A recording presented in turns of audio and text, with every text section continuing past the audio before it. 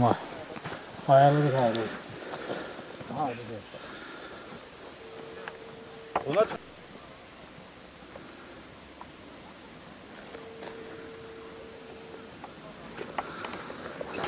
öyle olmaz. Gel hemen ayarlayalım. Gel. Ben yokum ben.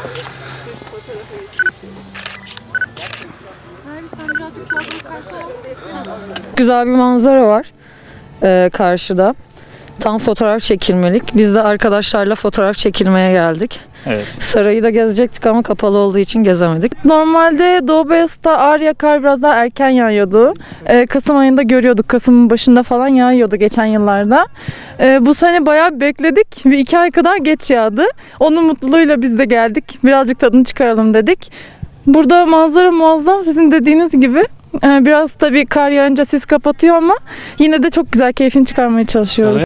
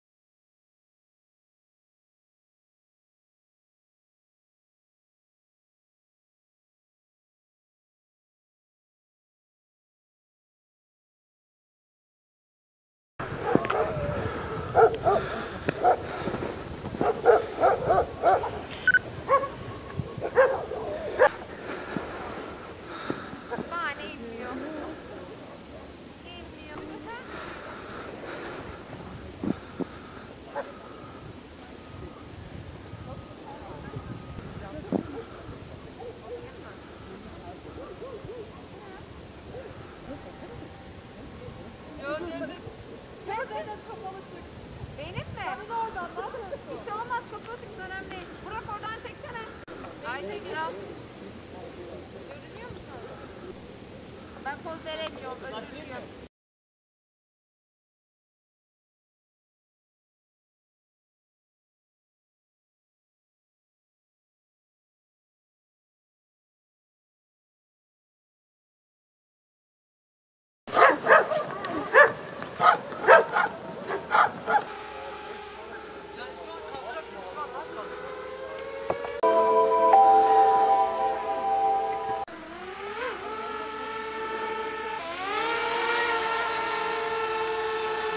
Güzel tabii.